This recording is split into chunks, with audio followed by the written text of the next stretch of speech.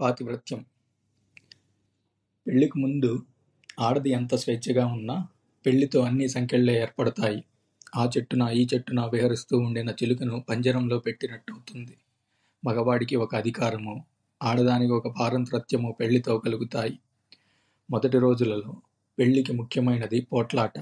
పోట్లాడి శత్రువును ఓడించి వాడి గొర్రెలతో పాటు వాడి ఆడవాళ్లను కూడా తెచ్చుకునేవారు. ఆ ఆడవాళ్లనే పెళ్ళాలన్నారు. గెలిచి తెచ్చిన సరుకుకి స్వాతంత్రం ఎక్కడుంటుంది?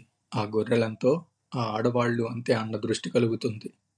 తరువాతనైనా మంచితనంతో చేసుకున్న పెళ్లిళ్లలోనైనా మొదట ఆడదాని కోసం బేరం సాగుతూ ఉండేది.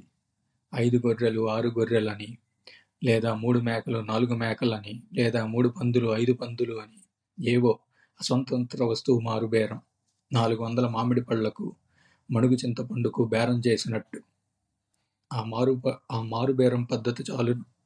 ఆడవారికి అధికారం లేదని, వాళ్ళు వట్టి వస్తువులతోనూ అల్ప జంతువులతోనూ సమానులు అని రుజువు చేయడానికి. దీనికి తోడు బేరం జరిగిన తరువాత మరొక పని కూడా జరుగుతుంది. పెళ్లి లాంఛనాలు అంటూ ఆడపెళ్లి వారిని ఓడించినట్టు, ఆడదానిని గెలిచి తీసుకుని పోయినట్టు నటించేవారు.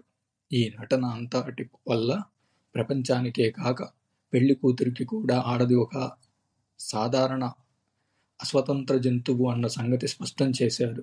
చేతికి కాళ్ళకి గొలుసులు వేశారు. మెడలో తాడు వేసి ఈడ్చేవారు. ఆ ప్రకారంగా మగవాడు తనకు లేని అధికారాన్ని నడిపించాడు. దానికి పెద్ద కంచుకోట ఒకటి కట్టాడు. నేను అధికారిని, నువ్వు నా సొత్తువు అని ఆడదానికి చాటి చెప్పాడు. సమాన స్థాయిలో తోడుగా ఉన్న దానిని బానిసగా చేశాడు. పెళ్లి తరువాత కూర్చుంటే తప్పు, నుంచుంటే తప్పు అన్నాడు. చచ్చినట్టు పడి ఉండమన్నాడు. ఇంటి బానిస పనే గాని అందము ఆనందము ఆడదానికి అక్కర్లేదన్నాడు. పెళ్లి అయిన తరువాత ఆడవారిని కురూపులుగా చేసే వాడుక కూడా కొన్ని జాతులలో ఉంది. అలా చేస్తే వారినెవరూ కోరరని, చిల్లర తిరుగుడులుండవని, కురూపి అయిన భార్యలతో తానున్నట్టే ఇంకొకడెందుకు ఉండకూడదు అన్న ప్రశ్న వాడికి ఉండదు. కొట్టేవాడు, తిట్టేవాడు, ఇంటి నుండి తరిమివేసేవాడు, అక్కడక్కడ చంపివేసేవాడు కూడా. ఈ ప్రకారం మగ అధికారాన్ని అప్పుడప్పుడు మరిచిపోకుండా జ్ఞాపకానికి తెచ్చుకుంటూ ఉండేవాడు. స్త్రీకి గర్భధారణం అని, ప్రసవం అని, చంటిబిడ్డ అని కొన్ని ప్రతిబింబకాలున్నాయి. ఆడదానికి అవి సహజం, తప్పవు. వీటి వల్ల కొంత ఆయాసం, కొంత అశ్వాదితత ఆడదానికి కలుగక తప్పదు గదా. ఇతరుల మీద కొంతైనా ఆధారపడక తీరదు. అలాంటి అవసరం మగవాడికి కూడా ఒకప్పుడు రావచ్చు. కానీ మగవాడు అదే పెద్ద సాకుగా చేసి ఆడదాని మీద అధికారాన్ని అన్నాడు. అంతేకాదు, దూరాభారం పోయేవాడు మగవాడయ్యాడు. కత్తి కొయ్య పట్టుకుని పోట్లాడేవాడు మగవాడే అయ్యాడు. అట్టహాసాలు చేసేవాడు మగవాడే అయ్యాడు. మగవాడి గొప్పదానితో మరింత స్థిరపడింది. ఆడది కూడా అధికారాన్ని అంగీకరించినట్టు కనిపించింది. అక్కడ నుంచి నియమాలు, సూత్రాలు ఆరంభించాడు. మగవాడు ఎవరితో పోయినా తప్పు లేదు. ఆడది పెళ్లి అయినది, మరెవ్వరినీ చూడరాదన్నాడు.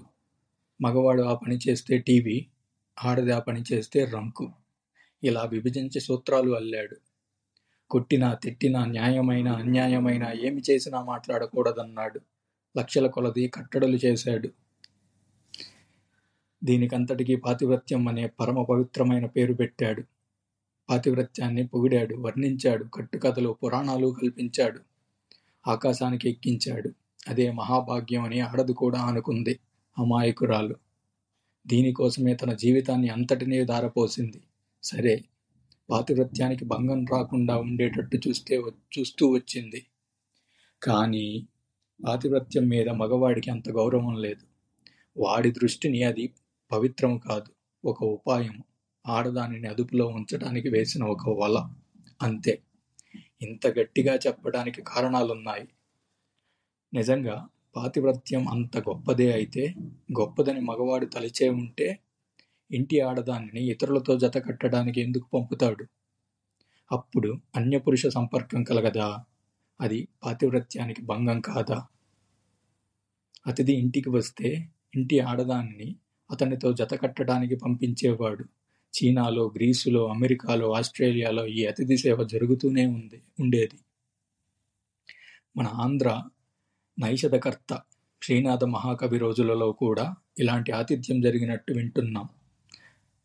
అతిథి వచ్చినప్పటికీ ఇంటి మగవాడు లేకపోయినా ఇంటిలోని పతివ్రత ఆ అతిథికి చేయవలసిన సత్కారాలన్నీ చేసి అతనితో జతకట్టాలి. అది చేస్తేనే పతివ్రత అంటాడు, లేకపోతే కాదు. ఇంకా ఒక చిత్రమైన పతివ్రత లక్షణం ఉంది. మగవారికి ఇష్టమైతే భార్యలను బదలాయించుకునేవారు. కులాసా కోసమో, పనీపాటుల కోసమో ఏదైతే మనకెందుకు, వాడి పెళ్ళాం వీడికి, వీడి పెళ్ళాం వాడికి బదిలీ చేసేవారు. ఈ బదలాయింపు 4-5 రోజులే ఉండవచ్చు, నెలలుండవచ్చు, సంవత్సరాలుండవచ్చు, లేదా శాశ్వతంగా ఉండవచ్చును. ఏదైనా పాతివ్రత్యమే. నేను ఇతరులతో జత కట్టడానికి పోను, నిన్ను పెళ్లి చేసుకున్నాను, నీ దగ్గరే ఉంటాను అని ఏదైనా అంటే ఆ రోజులలో అది పాతకి, పవిత్రత కాదు. అమెరికాలో ఒక పెద్ద నాయకుడు తన కష్టసుఖాలను చెప్పుకుంటూ, నా పెళ్ళాం చాలా బుద్ధిమంతురాలు, గొప్ప పతివ్రత, కానీ ఒక్క చిక్కు వచ్చింది. ఎవరి దగ్గరికైనా పంపుతానంటే వద్దంటుంది, వెళ్ళదు అని ఏడ్చాడు. మగవాడు ఈ పతివ్రతలను ఇతర మగలకు అమ్ముకోవచ్చును. ఐస్లాండ్లోనూ, జర్మనీలోనూ కూడా ఈ భార్యల అమ్మకం మొన్నటి దాకా ఉండేది. ఈ అమ్మకాల ద్వారా ఇంకొకటితో పోవడానికి ఇష్టం లేక కొందరు పాపిష్టి స్త్రీలు ఆత్మహత్యలు కూడా చేసుకున్నారు. ఆడవారిని ఇలాగా పశువులలాగా, వస్తువులలాగా చూచేవారికి పాతివ్రత్యం అంటే గౌరవం ఉంటుందని అనగలమా? అలాంటి సూత్రాలు అల్లిన వారు నిజంగా వాటిని పవిత్ర సూత్రాలనే అనుకున్నారంటారా? ఆడదానిని తన ఉపయోగం కోసం కట్టు సంఖ్యలలో పెట్టడానికి ఆనాడు చేసిన పన్నాగం గాక మరేదైనా అవుతుందా?